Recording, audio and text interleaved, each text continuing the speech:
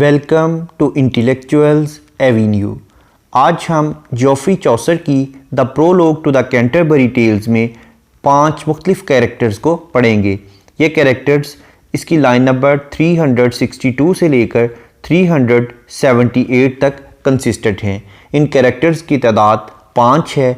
اس کے علاوہ دیگر کیریکٹرز کو ڈیٹیل میں سمجھنے کے لیے اسی چینل پر جوفری چوسر کی پلے لسٹ وزٹ کریں، جس کا لنک نیچے ڈسکرپشن باکس میں بھی موجود ہے۔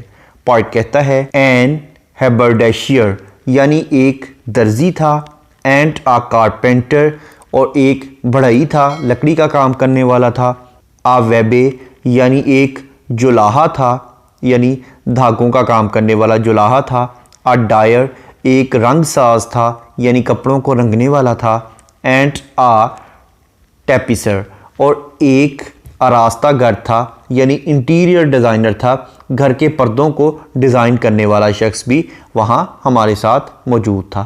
یہ 5 کیریکٹرز تھے جن کا چوسر نے ایک ہی جگہ پر ذکر کیا ہے۔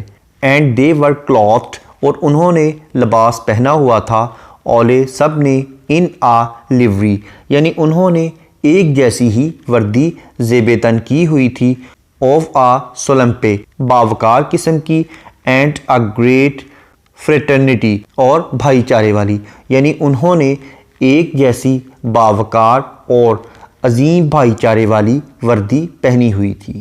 فل فریش اینڈ نیوے یعنی مکمل طور پر جدید اور نیا تھا، ہر یعنی دیر، گیئر یعنی سامان، ان کا سامان مکمل طور پر نیا اور جدید تھا۔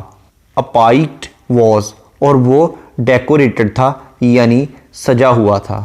ہر یعنی دیر نائفز چاقو، ان کے چاقوؤں کے دستے ناٹ ود براس پیتل کے بنے ہوئے نہیں تھے، ان کے چاقوؤں کے دستے پیتل سے نہیں بنے تھے، بٹ آل ود سلور بلکہ وہ چاندی کے بنے ہوئے تھے۔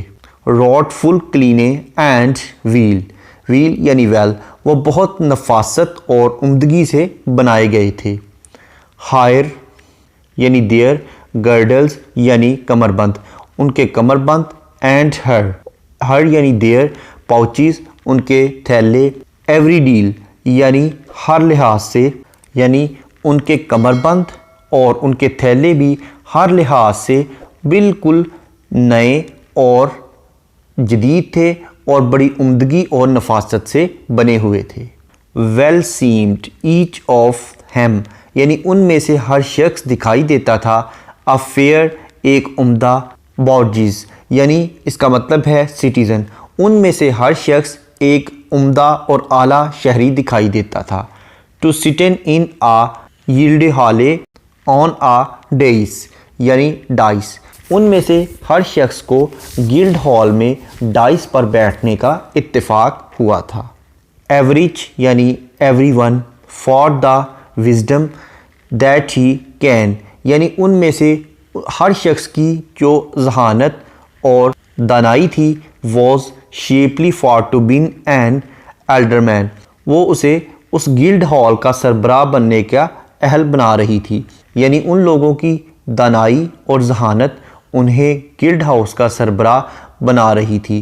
فار کیٹل یعنی کیٹل مویشی، ہیڈے دے یونف یعنی انف کافی، اینڈ رینٹے اور آمدن ان لوگوں کی مویشی اور آمدن بہت زیادہ تھی۔ اینڈ ایک اور آلسو ہر یعنی دیر وائفز یعنی بیویاں، وڈے اٹ ویل اسینٹے یعنی ان کی بیویاں جو تھیں وہ بھی اس بات سے اتفاق کرتی تھیں، ان کی بیویاں بھی اس بات سے متفق تھیں کہ ان کے پاس بہت زیادہ مویشی، املاک اور آمدن تھی۔